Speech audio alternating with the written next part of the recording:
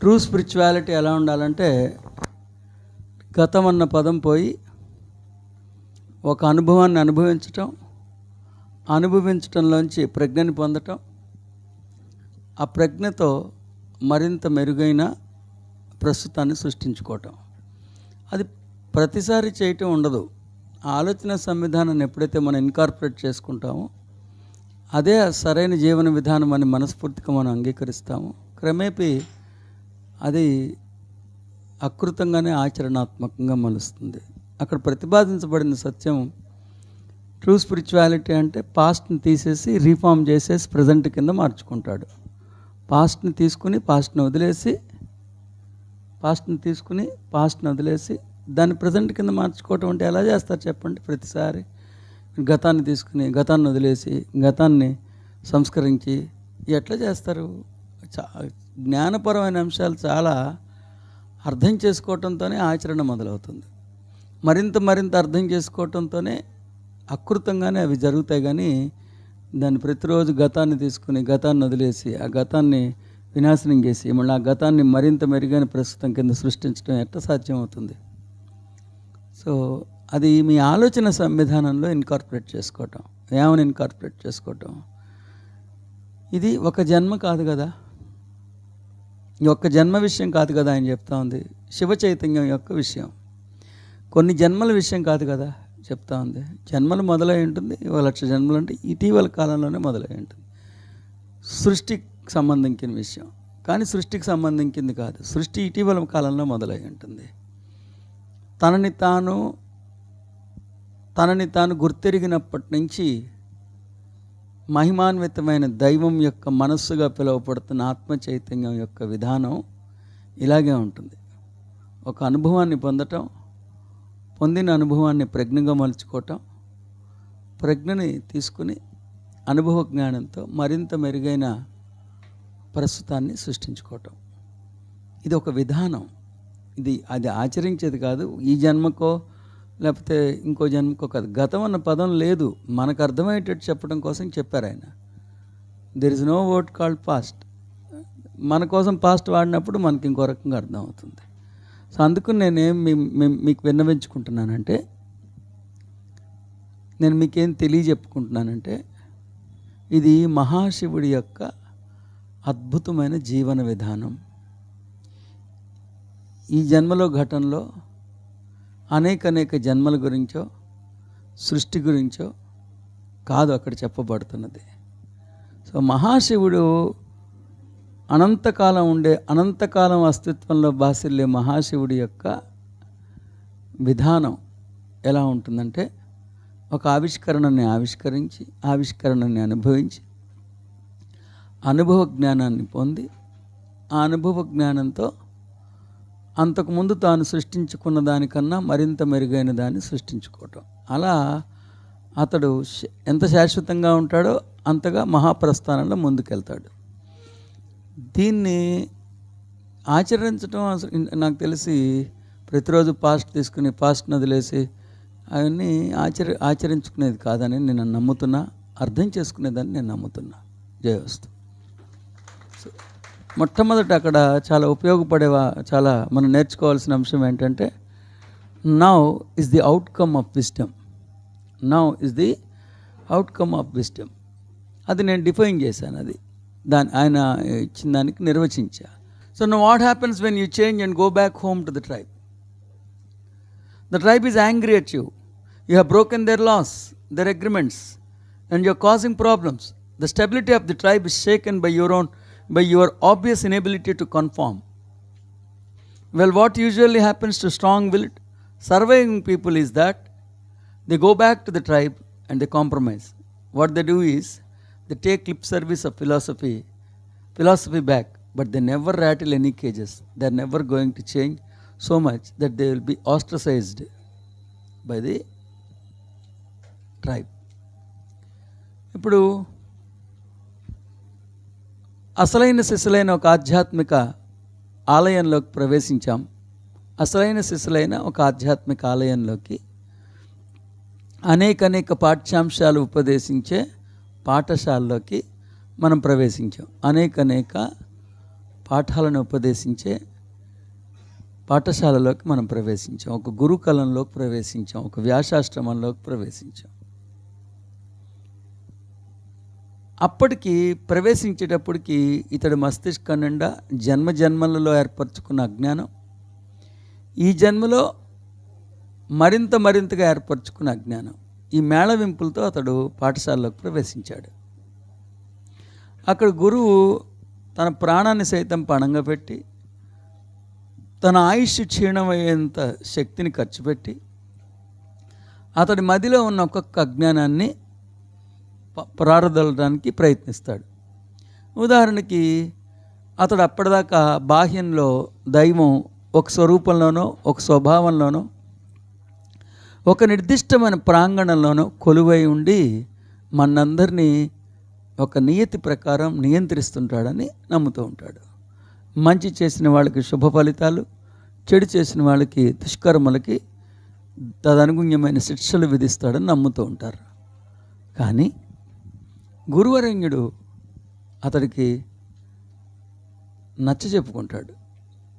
నేను నిజంగా ఒక్క ఆయనే దేవుడై ఉండి మిగతా వాళ్ళు ఎవరు దేవుళ్ళు కాకపోతే తప్పు జరిగేదాకా ఎందుకు ఎదురు చూడటం, అసలు తప్పు జరగాలన్న ఆలోచన లేకుండా ఉండేటట్లుగా సృష్టించవచ్చు కదా అని చెప్తాడు. నువ్వు దైవం అని చెప్తాడు, నువ్వే దైవం అని చెప్తాడు. సృష్టి కన్నా ముందు నుంచి నువ్వు అస్తిత్వంలో ఉన్నావు అని చెప్తాడు. ఈ క్షణం ఈ దేహపతనం జరిగిపోయినా నీకు వచ్చే నష్టమేం లేదంటాడు. విగ్రహం నీ అంతరంగానికి ప్రతీక తప్పితే విగ్రహం దేవుడయ్యి నువ్వు దేవుడు కాకపోవటం కాదని చెప్తాడు. నీ హృదయాంతరంగంలో కొలువైన మహాశివుడుగా పిలువపడుతున్న ఆత్మచైతన్యంగా పిలువపడుతున్న మహాశివుడి కన్నా మించిన దైవం లేరు, నీ శ్వాస అతడు, నీ ప్రాణం అతడు అని చెప్తాడు. మరణాంతర జీవితంలో నరకం లేనే లేదని చెప్తారు. ఈ భూతల నుంచి సశరీరంగా నిష్క్రమించే మార్గం కూడా ఉన్నది. Immortality is a ceremonious farewell to the god in the human form. Immortality is nothing but a ceremonious farewell of terror to the human being or to the God in the human form. తర్వాత బాహ్యంలో దైవం ఉన్నాడని నమ్ముతూ నువ్వు చేసిన ప్రతి క్రతువు, వేసే ప్రతి అడుగు నీకు ఆత్మహత్యతోనే సమానం. నీ ఆధ్యాత్మిక ఎదుగుదలకి విఘాతకంగానే ఉంటుంది. ఇవన్నీ చెప్తాడు అతడు. చెప్పిన తర్వాత నచ్చ చెప్పుకోవటం వలన కన్విన్స్ అయ్యాడు, ఇంటికి వెళ్ళాడు. ఇంటికి వెళ్ళంగానే ఇతడి ప్రవర్తన ఆ గుంపులో మిగతా వాళ్ళందరికీ కాస్త ఇబ్బందిగా ఉంది. గుంపు ఎవరు హర్షించలేకపోతున్నారు.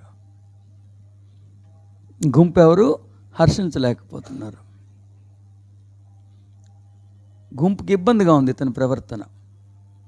ఇప్పుడు ఇతను చేయలేదు, రేపు పొద్దున ఇంకోటి చేయడు, మన గుంపు యొక్క అస్తిత్వం ప్రశ్నార్థకంగా మారిపోతుందని గుంపు కాస్త గుర్రుగా చూస్తూ ఉంటుంది ఇతని వైపు.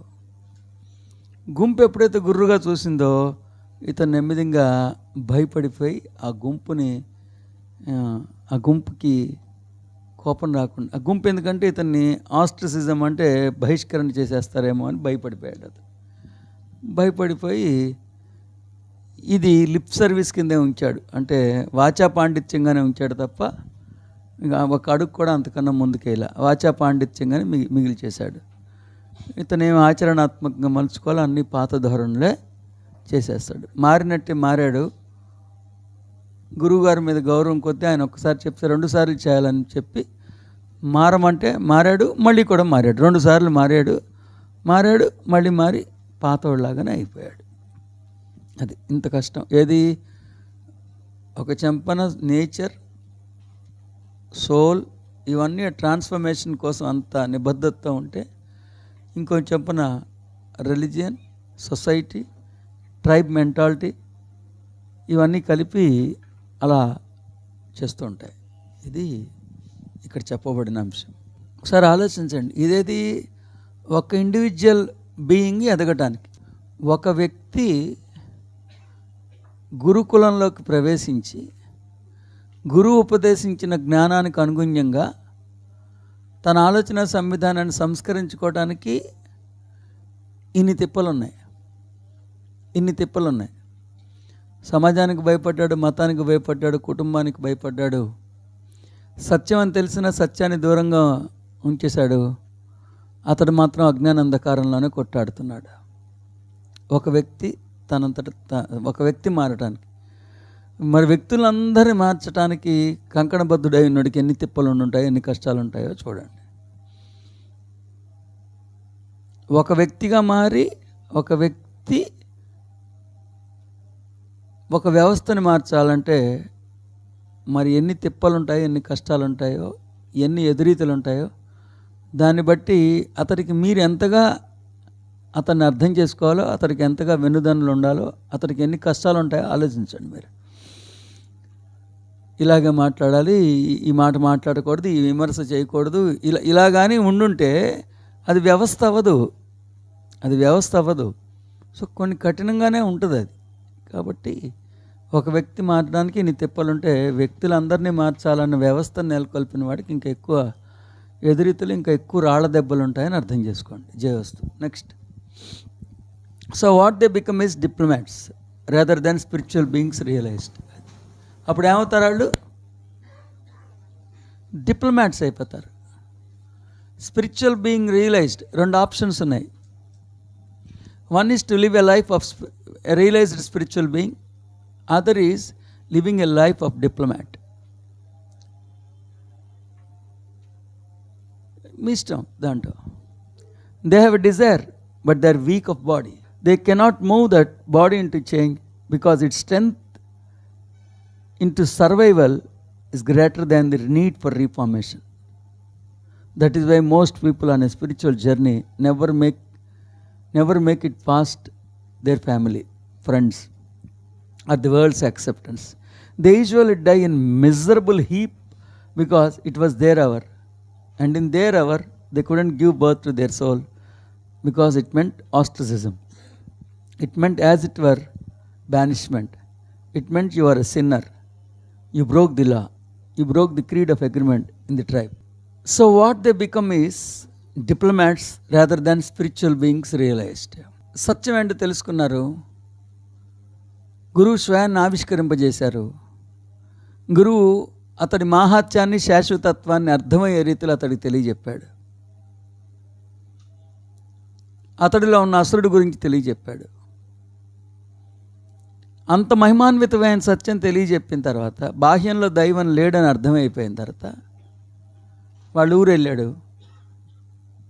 అక్కడ తీవ్రమైన ఘర్షణ, ఇబ్బంది, అవమానం, సామాజిక బహిష్కరణ, వెలివేయటం, ఇవన్నీ మొదలైనవి. ఇక ఇతను ఎప్పుడైతే ఆ సంఘర్షణ తట్టుకోలేడు అనుకున్నాడో, ఇతను ఏం చేశాడు? నెమ్మదిగా డిప్లొమాట్ అయ్యాడు. ఎవరి మనసుని నొప్పించకుండా అది కరెక్టే, ఇది కరెక్టే, అలా కూడా చెప్పుకోవచ్చు, ఇలా కూడా అనుకోవచ్చు అని ఎవరు అజాత శత్రువు అనమాట. ఏ ఎండకు ఆ గొడుగు పట్టి ఎవరితో శత్రుత్వం తెచ్చుకోవట్లా. అవును, అలా కూడా కరెక్టే కదా, అంతేగా అని అట్లా. డిప్లొమాట్ అనేవాడు అందరికన్నా దొంగ. అసలు డిప్లొమాట్ అన్నోడు సత్యం ఇదని తెలిసి సత్యానికి భిన్నంగా వ్యవహరించే వ్యవహార శైలిని ఖండించకపోవడం పొరపాటు. So do not become a diplomat. అజాత శత్రువుగా ఉండాలని ప్రయత్నించద్దు. సరే, ఇక్కడ జరిగే విధానం చెప్తున్నారు ఆయన. ఏమవుతుంది? సత్యాన్ని తెలుసుకున్నాడు, స్వయాన్ని ఆవిష్కరించుకున్నాడు, బాహ్యంలో దైవం లేడని తెలుసుకున్నాడు.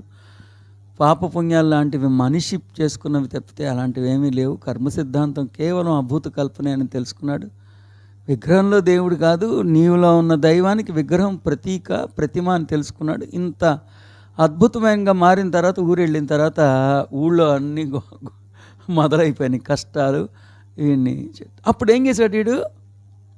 డిప్లొమాట్గా మారిపోయాడు. డిప్లొమాట్గా అంటే ఏంటి?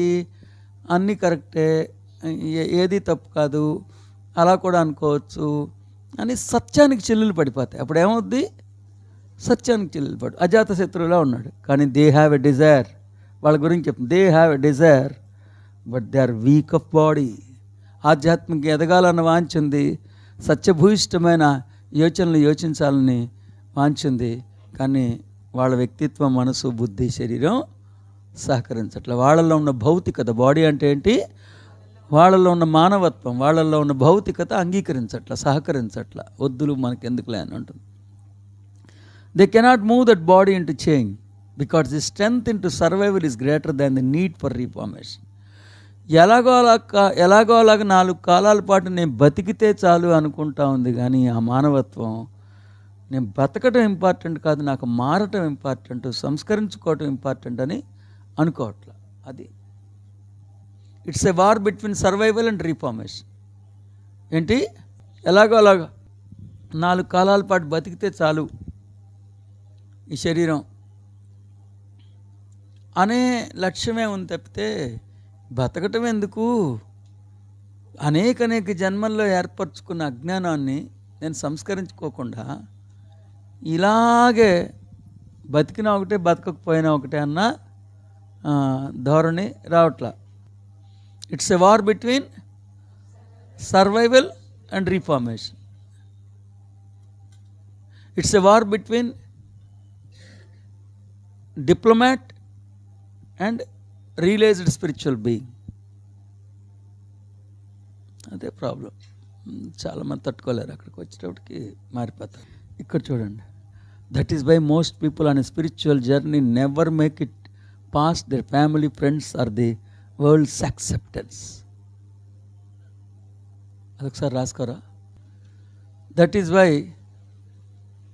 Most people on a spiritual journey never make it past their family, friends or the world's acceptance. That is why most people on a spiritual journey never make it past their family, friends or the world's acceptance. ఇక్కడ చూసారా, ఆ past కాదు. Take the past, leave the past, making it the past into present, ఆ past కాదు. మరి ఇక్కడ past ఏది? That is why most people on a spiritual journey never make it past their family, past their friends or the world's acceptance. రాసుకోండి, దాని అర్థం ఏంటో చెప్తా. మానవుడు తనని తాను పోషిస్తున్న పాత్రగా, ధరిస్తున్న దేహంగా అపోహపడుతూ ఉంటాడు. సరిగ్గా ఆ అపోహ వల్లనే అతడు తాను ఫలానా కుటుంబంలో సభ్యుడిగా, ఫలానా కులానికి సంబంధించిన వాడిగా, ఫలానా మతస్థుడుగా అపోహపడుతూ ఉంటాడు. తనని తాను ఓ పురుషుడుగానో స్త్రీగానో భావిస్తూ ఫలానా వాళ్ళు నా తల్లిదండ్రులు, వీరు నా పిల్లలు లాంటి యోచనలతో కలుషితమైపోయి ఉంటాడు. Full stop. అతడికి నేను ఇన్వర్టెడ్ కామా నేనుకి అతడికి నేను అన్న భావన కలగగానే స్ఫురించేది నేను అయిపోయిన నా కుటుంబం. ఈ పరిధిని మించి అతడు యోచించలేడు. ఈ లోపభూయిష్టమైన యోచనకి కొనసాగింపుగానే కొంతమందిని తన స్నేహితులుగా, మరి కొంతమందిని శత్రువులుగా పరిగణించని ఆరంభిస్తాడు. శత్రువులు ప్రాణం తీయటానికైనా, స్నేహితుల కోసం ప్రాణం ఇవ్వటానికైనా వెనకాడడు. ఇదే సర్వస్వం అన్నట్లుగా జీవిస్తాడు. ఇంతకు మించిన యోచనని అతడు యోచించలేడు.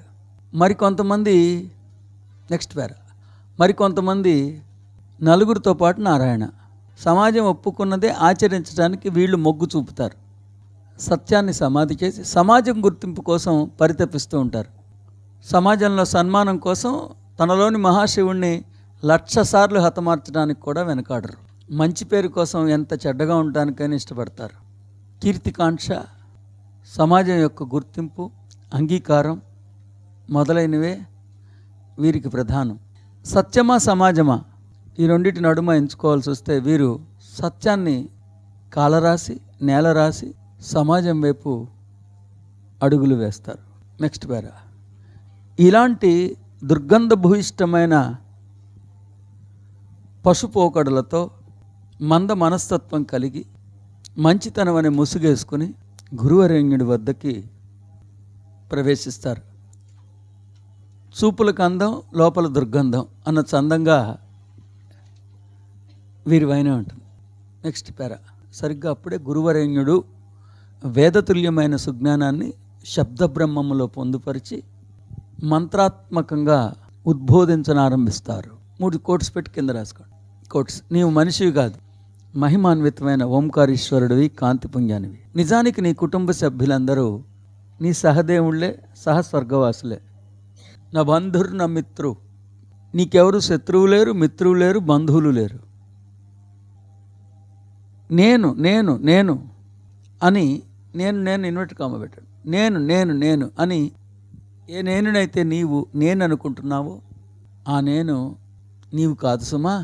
నీవు మహిమాన్వితమైన, దివ్యమైన, శాశ్వతమైన, అనంతమైన ఆత్మ చైతన్యానివి అని నచ్చజెప్పి అతడి చేత నిజమైన నేనుని లేదా స్వయాన్ని ఆవిష్కరింపజేస్తాడు. ఓకేనా? ఏం చేశాడు అతను? నిజమైన నేను లేదా స్వయాన్ని ఆవిష్కరింపజేశాడు. రైట్. నెక్స్ట్ పేరా. ఒక్కసారి స్వయం ఆవిష్కరింపబడిన తర్వాత నిజమైన నేనని తెలుసుకున్న తర్వాత అప్పటిదాకా అతడు నేను అని అనుకుంటున్న నేను ఒకప్పుడు నేనుగా మారిపోతాడు. అంటే ఆ నేను పూర్తిగా గతంగా మారిపోయింది. ఎప్పుడైతే ఆ నేను గతంగా మారిపోయిందో ఆ నేను యొక్క యోచనలు, బంధాలు, బంధుత్వాలు, ప్రాధాన్యతలు, జీవన విధానాలు, గుణగణాలు అన్నీ గతంగా మారిపోతాయి. నెక్స్ట్ పేరు. ఇంతగా పరివర్తన చెందిన అతడు స్వస్థలం చేరుకున్న తర్వాత సమాజం, కుటుంబం, మతం నుండి తీవ్రమైన ఒత్తిడి పుట్టుకురానారంభిస్తుంది. సమాజం, కుటుంబం, మతం నుండి తీవ్రమైన ఒత్తిడి పుట్టుకురానారంభిస్తుంది. గురువరేణ్యుడు పటిష్టంగా పరినిర్మించిన సత్యం అనే కోట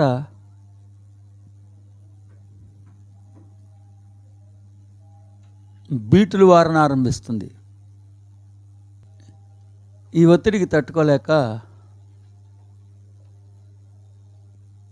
అతడు వీరందరినీ గతంగా అంగీకరించడానికి ఇబ్బంది పడతాడు. తత్ఫలితంగా గురువరేణ్యుడు చేసిన ప్రవచనామృతం ఊసర క్షేత్ర వర్షోదకంగానే మారిపోతుంది. ఊసర క్షేత్ర వర్షోదకం అంటే వర్షం కురవాల్సిన ప్లేస్లో కాకుండా వేరే చోట కురిస్తే అది పంటకు ఉపయోగపడదు, వేస్ట్ అయిపోతుంది, డ్రైనేజీలోకి వెళ్ళిపోతుంది అన్నమాట. ఊసర క్షేత్ర వర్షోదకంగా మారిపోతుంది. అదే ఆయన చెప్పడానికి. సో నిన్న మనకి చాలా క్లియర్గా మొన్న అన్నారు చూసారు. సన్యాసులు ఏం చేస్తారు? సన్యాసులు వాళ్ళకి వాళ్ళే పిండం పెట్టుకుంటారు, వాళ్ళకి వాళ్ళే తద్దినం పెట్టుకుంటారు. అతను ఒకవేళ చనిపోతే మిగతా కుటుంబం, సమాజం ఎలాంటి పిండోదకాలు అర్పిస్తాడో అతడికి అతడే పిండోదకం అర్పించేసుకుంటాడు, అతడికి అతడే శ్రాద్ధ కర్మల్ని చేసుకుంటూ ఉంటాడు. అంటే యాక్చువల్గా అక్కడ ఆ పిండం అవన్నీ చేసుకోకల్లా, వాడికి వాడే పిండం పెట్టుకోవటం అవన్నీ ఏం చేయక్కల్లా. నేను అది ఆచరించక్కల. నేను అనేది అది ఆలోచన సంవిధానంలో ఆ పాత నేను సమసిపోయినట్లుగా అంగీకరిస్తే చాలు. అంతేగా దానికి ఆడే తద్దినం పెట్టుకుని ఆడికి ఆడే చేసుకుని అన్నీ పెట్టుకుని ఆడేం మారట్లేదుగా. ఒకసారి నాకైతే గతంగా మార్చుకోవట్టు. గతం అన్నప్పుడు ఇక్కడ గతించిపోయిన ఘటనలు కాదు. ఒకప్పుడు నేనుకి అతడు తల్లి, ఒకప్పుడు నేను అనుకుంటున్నప్పుడు ఆ నేనుకి ఆమె తల్లి, ఒకప్పుడు నేను అనుకున్నప్పుడు ఆమె తండ్రి, ఇతడు శత్రువు, ఇతడు మిత్రుడు, ఈ పరిధిలో ఉన్నాడు, ఈ వలయంలో. కానీ ఈ నేను కానప్పుడు మొత్తం పోద్దుగా. నిజమైన నేను అయినప్పుడు మొత్తం మారిపోవాలి కదా. అప్పుడు ఏమవ్వాలి? నీ లోపల నుంచి వస్తుంటాయి వాళ్ళ పట్ల వాత్సల్యం కానీ వ్యతిరేకత కానీ. అప్పుడు ఏమనుకోవాలి? గతం నేను, అది ఏ నేను నుంచి వస్తుంది? గత నేను. ఎందుకంటే నూతన నిజమైన స్వయం ఆవిష్కరింపబడిన తర్వాత పాత స్వయం చచ్చిపోదు. అదే ప్రాబ్లం. ఏంటి? నిజమైన నేను ఆవిష్కరింపబడిన తర్వాత కొన్ని వేల సంవత్సరాల నుంచి మనం నేను అనుకుంటున్న నేను చచ్చిపోదు, అది బతికే ఉంటుంది. అది చేయాల్సిన గుర్తింపు చేస్తూ ఉంటుంది. అప్పుడు ఏం చేయాలి? గతం అని అనుకోవాలి, అంతే కదా? అవునా కాదా? అది ఆ నిబద్ధత రావాలి. ఆ నిబద్ధతకు ఒప్పుకోరంట. ప్రాబ్లం అది పెట్టుకోండి. జ్ఞానాన్ని అర్థం చేసుకోవటం, ఆలోచన సంవిధానాన్ని మార్చుకోవటం, దృక్పథాన్ని, దృక్కోణాన్ని, ఆలోచన సంవిధానాన్ని, ప్రాధాన్యతల్ని మలుచుకోవటం, పేషెన్స్ అండ్ పర్జర్వెన్స్తో వెయిట్ చేయటం, ఓర్పు ఓర్మితో పట్టుదలతో వెయిట్ చేయటం. అంతే తప్పితే దాన్ని ఆచరించేయడానికి ప్రయత్నించేస్తే, దాన్ని ఏదో క్రతువుగా మార్చడానికి ప్రయత్నిస్తే చాలా హాస్యాస్పదంగా ఉంటుంది. వాళ్ళే తద్దినం పెట్టుకోవటం ఏంటి, పిండాలు పెట్టుకోవటం ఏంటి, ఇన్ని పెట్టుకునే ఏమన్నా మారాడా, ఎన్నికల్లో పోటీ చేస్తాడు. ఏమీ మార్పు ఉండదు అవన్నీ చేయటం వలన.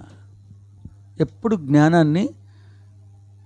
జ్ఞానాన్ని శ్రవణం చేయటం, జ్ఞానాన్ని మననం చేయటం, మననమైన జ్ఞానాన్ని మీద ధారణ చేయటం. అదైన తర్వాత స్లోగా ఆలోచన సంవిధానం మారుతూ ఉంటుంది, స్లోగా దృక్పథంలో మార్పు వస్తుంటుంది. ఆ మార్పుని స్వాగతించటం, అది నెమ్మదిగా అది అప్పటిదాకా చాలా జటిలం అనుకున్నది సరళమై పటిష్టం అవటం మొదలు పెడుతుంది. దాన్ని ఎలో చేయాలి. ఎలో చేసిన తర్వాత కొంచెం పేషెన్స్తో, పర్జర్వెన్స్తో ఉంటే ఆ పువ్వు తనంతట తానుగానే వికసిస్తుంది, విచ్చుకుంటుంది, విరబూస్తుంది. విద్యావీరుల్ని ఖచ్చితంగా మనం ఆగ్రహించవచ్చు అనేది నేనైతే అది నమ్ముతున్నాను. See, that is why most people I'm just going to explain this particular paragraph. So what they become is diplomats rather than spiritual beings realized. They have a desire, but they are weak of body. They cannot move the body into change because its strength into survival is greater than the need for reformation. That is why most people on a spiritual journey never make it past their family, friends, or their world's acceptance. So that is what is the fact. The beautiful master teacher, the realized God, the grandest spiritual being, Ramtha, he says, though the beautiful teaching is being taught by the master teacher, though the true I am has been launched, because the introspection is never being appreciated by the society. The society is always interested in rituals. The society is always interested in following the superstitiousness. It never allows the truth to survive. It is rather more interested in all the superstitious behavior of the human being. Religious dogmas and rituals are considered as utmost by the society. When this entity raises a war like the revolution for revolution, he will not be appreciated by the society. Society begins to boycott him. So he will not be able to face the pressure from the society family. Then he will have no other go but to become a diplomat. In this context, the term diplomat should be understood as killing the truth for the sake of peace of the character, ruthlessly destroying the truth, the true I am, the consciousness, for the sake of peace of the character. So you always have two options at this juncture, either to be a realized spiritualist or to be a diplomat. Diplomat enjoys a good reputation from the society, but at the cost of the evolution, but at the cost of enlightenment. Do not become diplomat, be a dignified divine being. That's it. That is the first phase. See, they have a desire, they have an urge to evolve and get enlightened. But the execution part is very weak. But the human being within them is not cooperating. The soul has become very active. The soul has decided to evolve. But the execution part is very weak. So they have a desire, but they are weak of body. They have a desire, but they are weak of body. They are very much interested in the evolution. They wanted to get enlightenment. But only thing is, the human being is in them is very panic. it gets intimidated by the incidents which are happening in the society.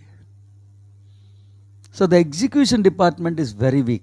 So because the partner is weak, they will not be able to accomplish the spiritual target. That is the problem.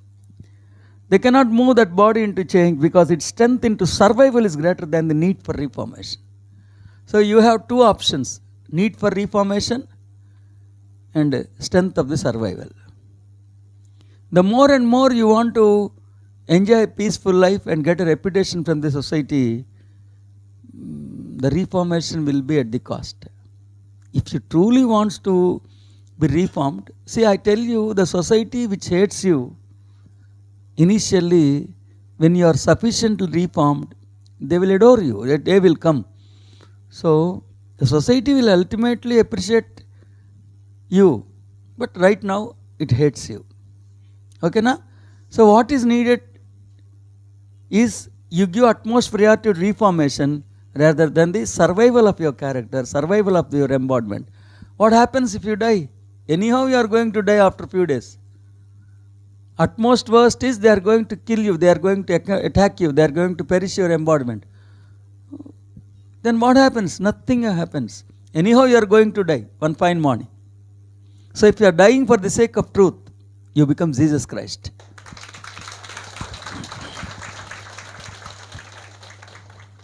If you are dying for the sake of truth, you become God. You'll be hero from the point of view of your spirit and from the point of view of your soul. So, here the beautiful master teacher Ramtha says, if you happen to have a situation wherein you are given with two options, one is survival, the other is reformation. You should always give first priority to reformation rather than survival. If the body survives at the cost of reformation, you are like living dead. You have reformed to the fullest extent, but the embodiment got perished because of the attacks of the society. But the reformer is going to live forever and ever and ever and ever. That is the magic. That is why most people on a spiritual journey never make it past their family, friends, or the world's experience.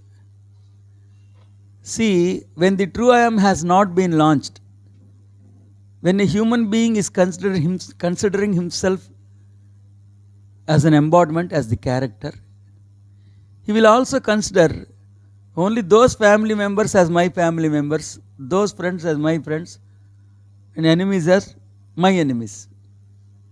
The first and foremost priority is to be recognized by the society. The first and foremost priority is to be recognized by the society. Society is nothing but the sum of personalities. A group of personalities is called as society. What is personality? That which is not interested to recognize the true I am is personality. Kada? So, he will consider himself as human being. He will consider himself as the character he is playing. He considers himself as if he belongs to particular caste, particular creed, particular gender, particular religion, particular sect. And he feels some as friends, some as enemies. He feels only these family members as his kith and kin. Almost he is being bounded by those thinking pattern. In the sense, he is being almost imprisoned. He cannot come out of the clutches of this thinking pattern. He is being locked.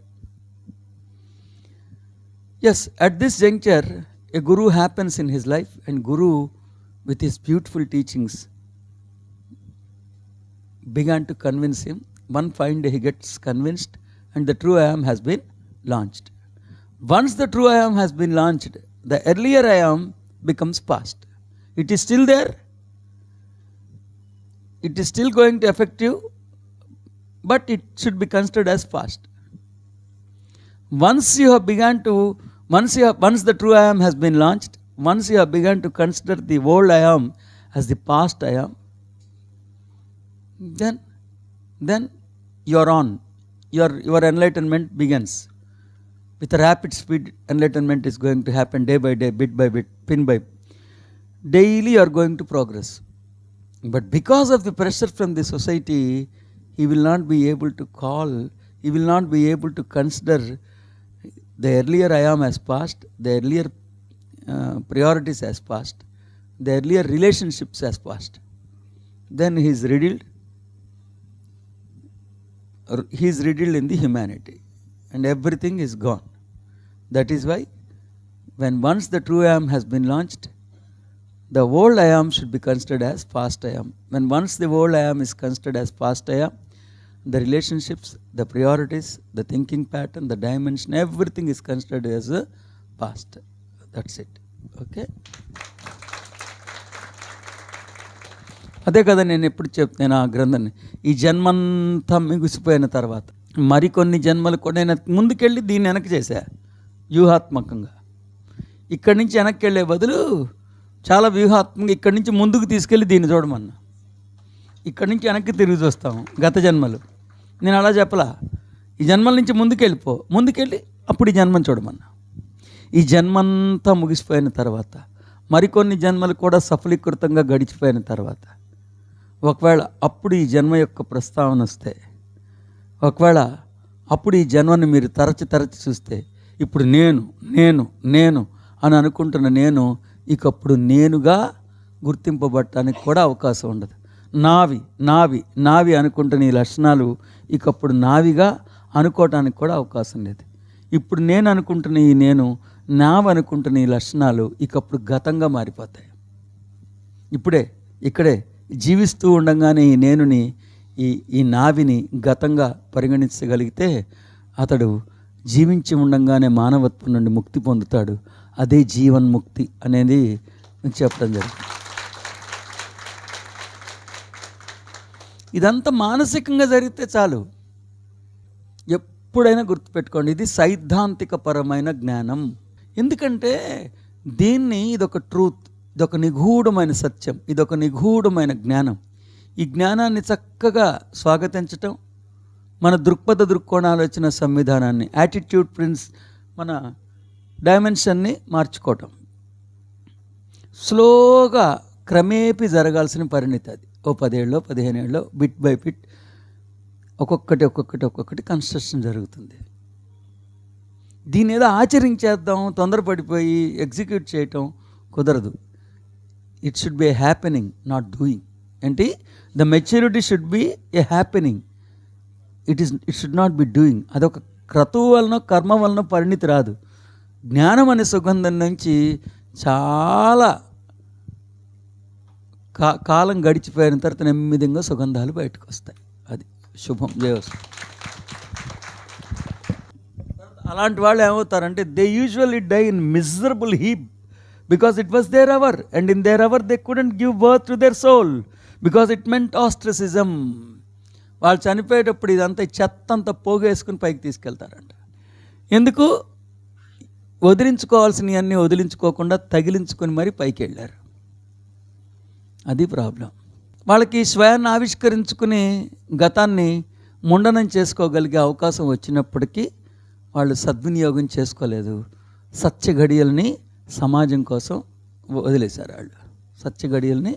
సమాజం కోసం వదిలేశారు. It meant as it were banishment. అంటే సమాజం దాన్ని ban చేసేస్తేమని భయపడిపోయాడు. It meant you are a sinner. సమాజం ఏమంటుంది? నువ్వు పాపాత్ముడివి అంటదని భయపడ్డాడు. You broke the law. మా కట్టడి మాకు ఒక కట్టడి ఉంది, ఆ కట్టడి నువ్వు తుంచేసావు అని అంటారు. You broke the creed of agreement in the tribe. మా సమాజం అంతా ఒక కట్టడిలో ఉన్నాం, ఆ కట్టుబాట్లు ఏమైనాయి అవన్నీ అంటారు. అది పట్టు బిగించండి, పిడికిలు బిగించండి.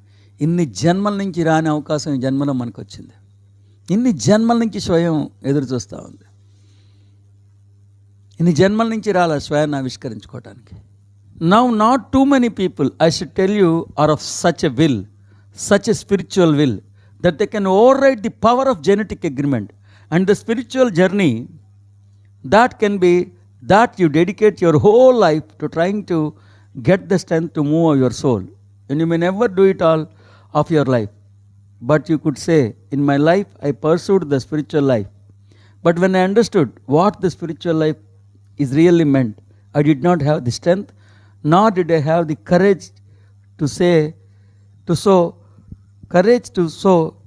apply myself, for I was afraid to my knees that I would lose my life, my wealth, my family, and my recognition.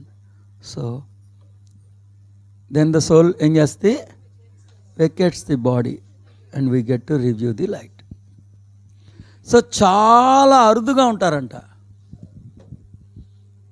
ఒక్కసారి స్వయాన్ని ఆవిష్కరించుకుని సత్యాన్ని తెలుసుకున్న తర్వాత దైవం బాహ్యంలో లేదు, మానవుడిని శిక్షించే శిక్షా విధానం లేదు,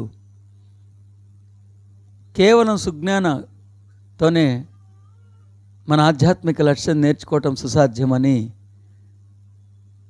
ఆ సుజ్ఞాన గంగ తరంగ మృదంగాలు ధ్వనించటం వల్లనే మనలో ఆ పరివర్తన వస్తుందని, ఆ జ్ఞాన ఝరిని, జ్ఞాన సంకీర్తనల ఝరిని స్వాగతించే వాళ్ళు చాలా అరుదుగా ఉంటారంట. మారుతారు కానీ మారిపోయినట్టు మళ్ళీ మారిపోతారు. ఎన్ని జన్మల నుంచి ప్రయత్నం జరుగుతూ ఉంది పుట్టినింటికి వెళ్ళిపోవాలి వాళ్ళని. ఎన్నాళ్ళని ఈ భౌతికమైన లాలస, ఎన్నాళ్ళని ఈ భౌతికమైన లంపటంలో పడిపోతారు. ఈసారి చైన్స్ బద్దలైపోవాలి. బదలు కొడతారా?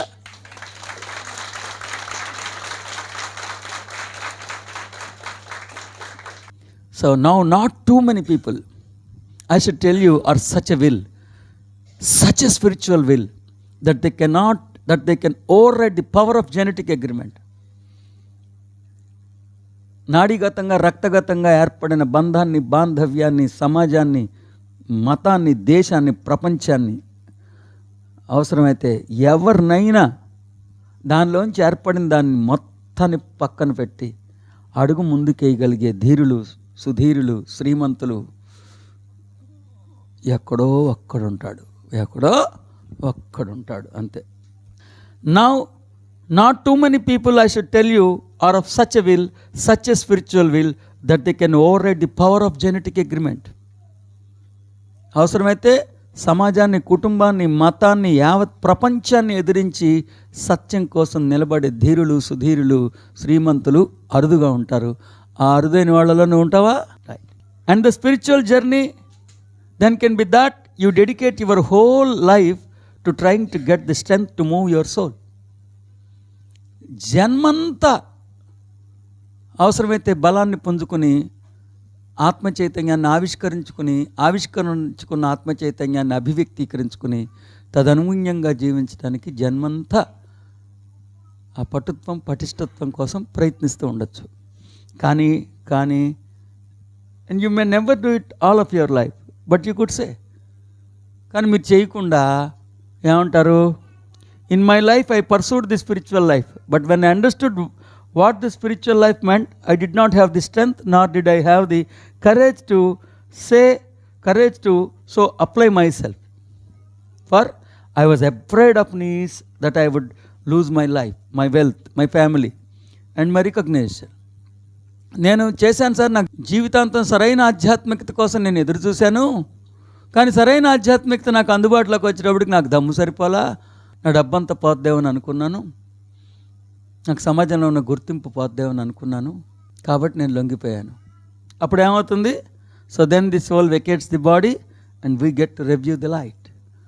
ఆత్మ చైతన్యం సరే అలాగే కానీ అని దేహం నుంచి వెళ్ళిపోతుంది, మళ్ళీ లైఫ్ రివిజన్లోకి వెళ్ళిపోతాం, మళ్ళీ మామూలే. ఆలోచించండి మరి.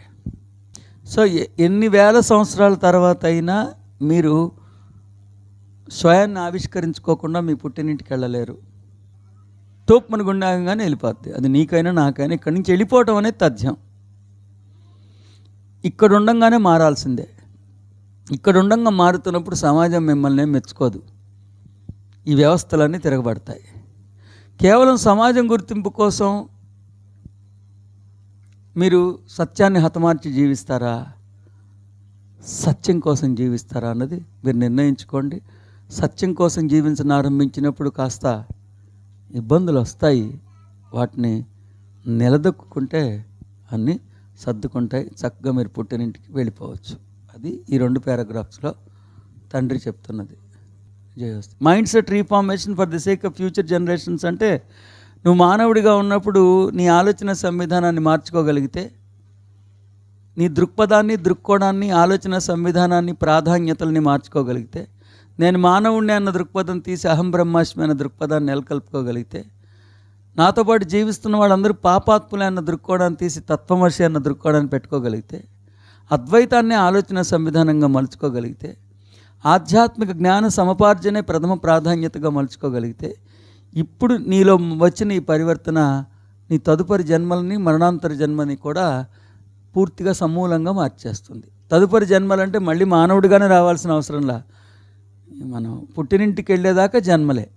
గుర్తుపెట్టుకోండి. శుభం. జయోస్తు.